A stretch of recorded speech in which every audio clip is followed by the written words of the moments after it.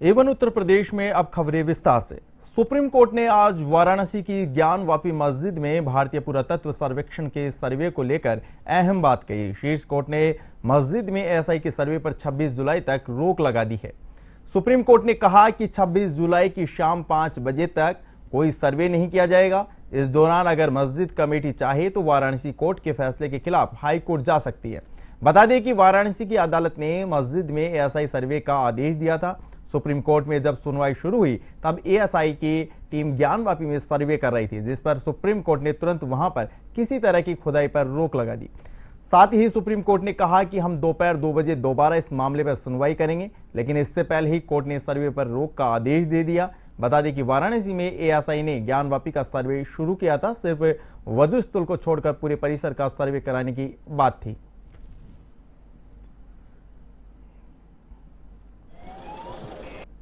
बाकी जो करना है वो टेक्निकल जो इश्यूज है वो ये से अपने तरीके से करेगा, नहीं वो हम नहीं बता सकते हैं, वो ड्यूरेशन नहीं है। उन्होंने जिला प्रशासन से एक्सेस के लिए सहयोग मांगा, क्योंकि कोर्ट ऑर्डर का अनुपालन करना है, हम एक्सेस में उनको मदद करते हैं। बाकी कैसे करना है, क्या करना है, वो ये से है। सर्वे कंटिन्यूस वो उनके ऊपर डिपेंड है। वो अभी टाइम लिमिट नहीं पता है हमें कब तक चाहिए, क्योंकि जो जनपद न्यायालय का आदेश है कि 4 तारीख तक जमा कर सबमिट करनी है, तो उनको जब तक चाहिए वो सर्वे। मैं आपको स्पष्ट करना चाहूँगा कि माननीय उच्चतम न्यायालय में जो भी सुनवाई हुई है उसका आदेश अभी प्राप्त नहीं हुआ है।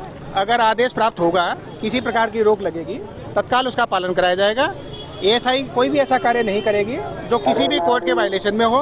अभी भी जो कार्रवाई चल रही है वो माननीय न्यायालयों के आदेश से चल रही है। अगर कोई कार्रवाई रुकती है वो भी माननीय न्यायालयों के आदेश से रुकेगी। अगर कोई भी निर्देश आता है, कोई भी आदेश आता है, तो विद इन सेम टाइम उसका पालन कराया जाएगा। एएसआई के अधिकारियों को सिलसिलेवार बता दे रहा हूँ, आज 6:30 बजे हम लोग आ गए थे। रेखा पाठक, मंजू व्यास, सीता साहू और अधिवक्ता में हम सुधीर त्रिपाठी और सुभाषन चतुर्वेदी हम लोग अंदर प्रवेश किए। हम लोग वहाँ लिस्टिंग बनाई गई। उसके बाद आलोक तिवारी जो पुरातत्व विभाग के हेड कहे जाएंगे, उनके अंडर में 43 लोग की संख्या में आए थे। उन्होंने अपना पहले तो जिला कोर्ट के आदेश का अवलोकन किया। अवलोकन करने के बाद हम लोग के साथ जाकर परिसर का निरीक्षण किया। विवादित पॉइंट को हम लोगों ने बताया, विशेष करके क्या क्या त्रिशूल है, यहाँ ये है, यहाँ है, ये धबधबे की आवाज़ है, पश्चिमी दीवार है, इसको है। उन्होंने देखने के बाद उनके टीम को कई खंडों में बांटा, 3-4 खंडों में बांट दिया। 3-4 खंडों में बांटने के बाद वहाँ पर उन्होंने नाप जोक किया।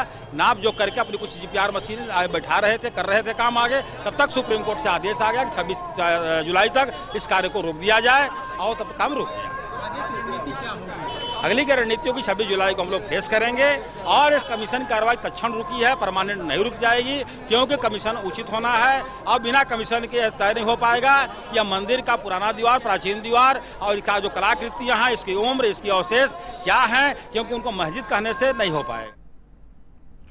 गुरसराय रोड पर बस और कार की भीषण टक्कर में 4 जनों की मौत हो गई। बस और कार की आमने सामने की टक्कर में कार पूरी तरह क्षतिग्रस्त हो गई। गंभीर घायल कार चालक को झांसी रेफर किया गया है।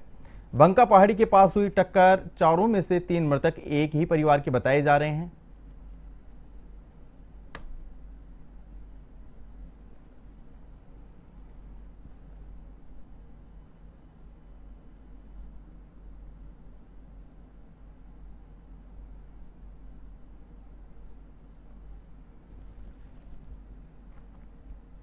मुख्यमंत्री योगी आदित्यनाथ ने अधिकारियों को निर्देशित किया है कि जरूरतमंदों को पक्का मकान मिले। उनकी मंशा है कि यह सुविधा उन्हें प्रधानमंत्री या मुख्यमंत्री आवास योजना के माध्यम से दी जाए।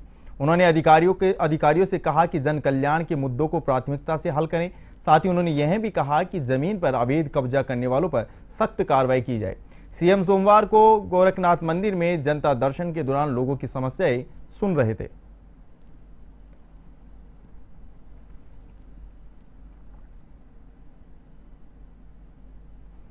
बेवर फीडर नहर में कार गिर जाने से 2 दंपति सहित 5 लोगों की मौत हो गई। यह हादसा देर रात हुआ था। कार सवार लोग बीमार महिला को डॉक्टर को दिखाने एटा जा रहे थे। घटना में 2 दंपति और ड्राइवर की मौत हो गई। पुलिस ने शवों को अस्पताल पहुंचाया, जहां शवों का पंचनामा किया गया।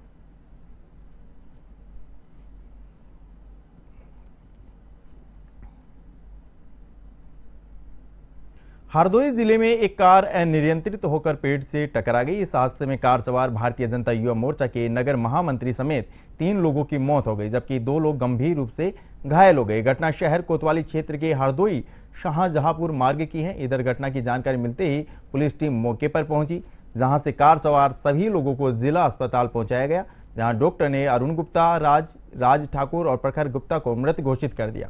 वहीं घायल वैभव मिश्रा का उपचार जारी है, जबकि हर्ष मिश्रा की हालत गंभीर होने पर हायर सेंटर रेफर कर दिया गया। जानकारी के अनुसार रविवार रात राज ठाकुर घर से देहात कोतवाली क्षेत्र के अरुण गुप्ता, प्रखर गुप्ता उर्फ गोलू वैभव मिश्रा और हर्ष मिश्रा के साथ कार से निकला था। अरुण गुप्ता भारतीय जनता युवा मोर्चा का नगर महामंत्री था। इसी दौरान हरदोई शाहजहांपुर मार्ग पर तेज रफ्तार कार पेड़ से टकरा गई।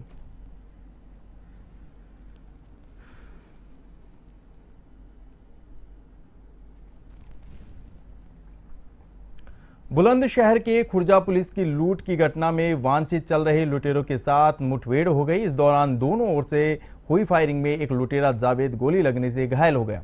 इधर पुलिस ने लूट की घटना के 30 घंटे में आरोपी जावेद को गिरफ्तार कर लिया। वहीं अन्य लुटेरों की तलाश में पुलिस जुटी हुई है।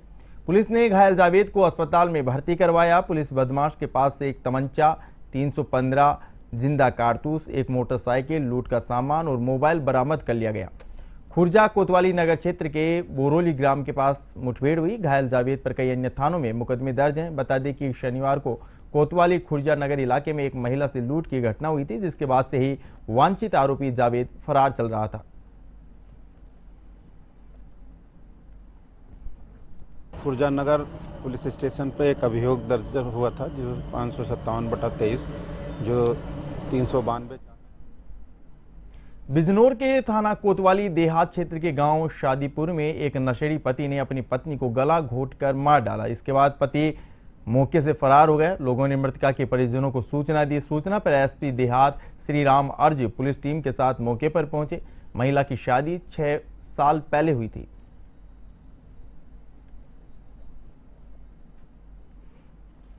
आज प्रातः लगभग 6:30 बजे पीआरबी को सूचना प्राप्त हुई कि कोतवाली देहात गांव के शादीपुर में जो है एक व्यक्ति द्वारा अपनी पत्नी की गला घोंटकर हत्या कर दी गई। इस सूचना पर पीआरबी, स्थानीय पुलिस, फोरेंसिक टीम एवं अधिकारीगण तत्काल मौके पर पहुंचे। शव को पंचायतनामा पोस्टमार्टम के लिए भेजा गया है।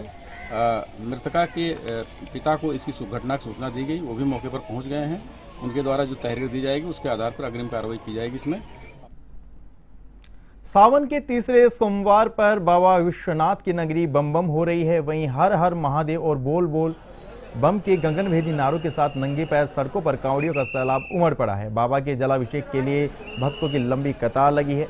रविवार को शयन आरती तक 4 लाख भक्तों ने बाबा विश्वनाथ का दर्शन और पूजन किया। सावन के तीसरे सोमवार पर रात से ही बाबा का जलाभिषेक करने के लिए शिव भक्तों की कतार लगनी शुरू हो गई। एक तरफ कतार चित्तरंजन पार्क तो दूसरी ओर गोदोलिया चौक और गेट नंबर 4 से चौक के आगे तक शिव भक्त कतारबद्ध थे। आज सुबह मंगला आरती के बाद घर बेघर के पट झांकी दर्शन के लिए खुले तो कतार में खड़ी श्रद्धालु हर हर महादेव की जयकार्य लगाने लगे। कपाट खुलने के बाद श्रद्धालुओं की भीड़ अनवरत यूं ही आगे बढ़ती रही, लेकिन कतार कम होने का नाम ही नहीं ले रही। इधर गंगा का जल स्तर बढ़ने की वजह से श्री काशी विश्वनाथ मंदिर प्रशासन अलर्ट पर है। ललित घाट से श्रद्धालुओं की एंट्री बंद है। शेष तीनों गेट से पूर्व की तरह प्रवेश जारी है।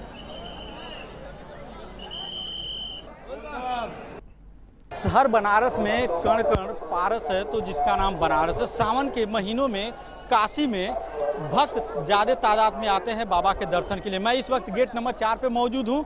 यहाँ पर भक्त इसी द्वार से एंट्री कराया जा रहा है। एक तरफ अगर माना जाए तो ज्ञानवापी मस्जिद का भी आज जिस तरह से सर्वे होना है उसका भी सर्वे कराया जाए।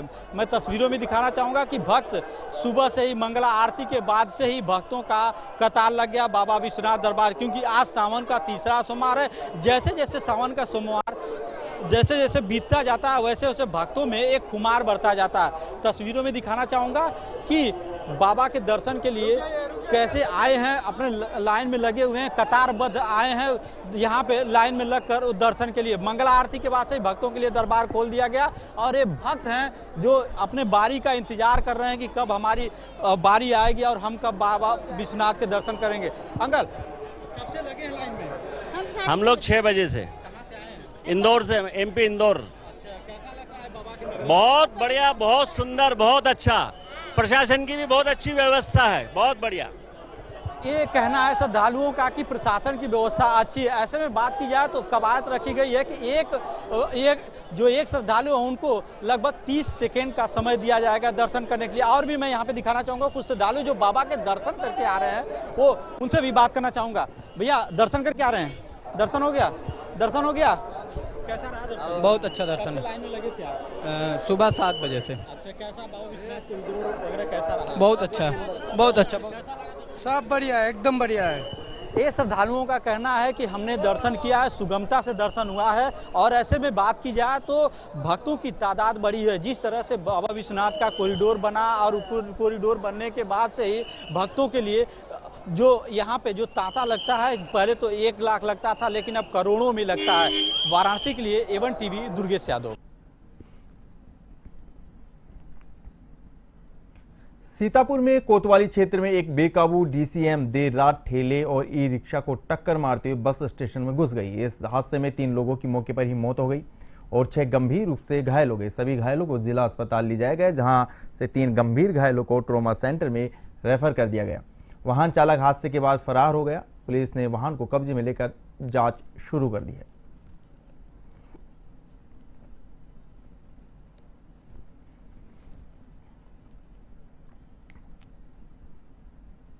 रामपुर थाना सिविल लाइन क्षेत्र में नैनीताल हाईवे पर एक सड़क हादसे के दौरान 3 युवकों की मौत हो गई। तीनों युवक एक ही स्कूटी पर सवार थे। पुलिस ने शव को अपने कब्जे में लेकर पोस्टमार्टम के लिए जिला अस्पताल भिजवाया। डिवाइडर से टकरा गई थी स्कूटी।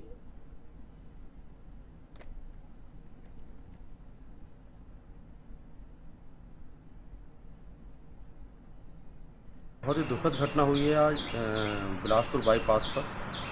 एक स्कूटी से बच्चे जा रहे थे, उनकी बाइक फिसल गई सामने कुत्ता आने से। स्कूटी की स्पीड बहुत ज़्यादा थी, इसलिए नियंत्रित नहीं हो पाई और बच्चों की मौत हो गई।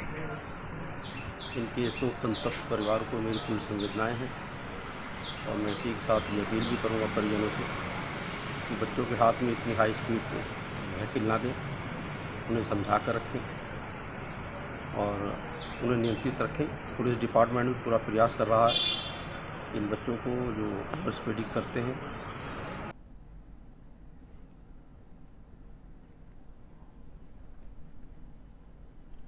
रायबरेली में बच्चों के मामूली विवाद ने खूनी संघर्ष का रूप ले लिया। इस संघर्ष में करीब आधा दर्जन लोग घायल हो गए। लालगंज थाना क्षेत्र स्थित सांडी उधवा मऊ गांव में रात बच्चों की किसी बात को लेकर 2 पक्ष आपस में भिड़ गए। घायलों को सामुदायिक स्वास्थ्य केंद्र भेजा गया। घायलों में युवती और बच्चे भी शामिल हैं।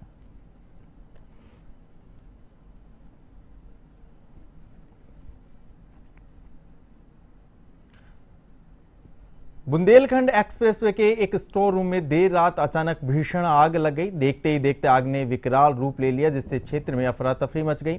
बताया जा रहा है कि ट्रांसफार्मर और गैस सिलेंडर फटने से यह हादसा हुआ। हादसे में किसी भी जनहानि का समाचार प्राप्त नहीं हुआ। सूचना पर फायर ब्रिगेड की गाड़ी मौके पर पहुंचकर आग पर काबू पाया।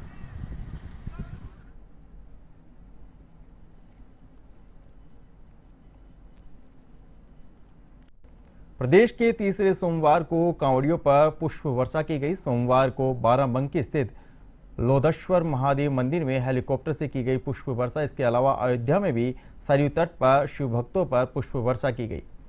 इससे शिव भक्तों में काफी उत्साह देखा गया। वहीं प्रशासनिक अधिकारी भी जगह जगह शिव भक्तों का स्वागत किया।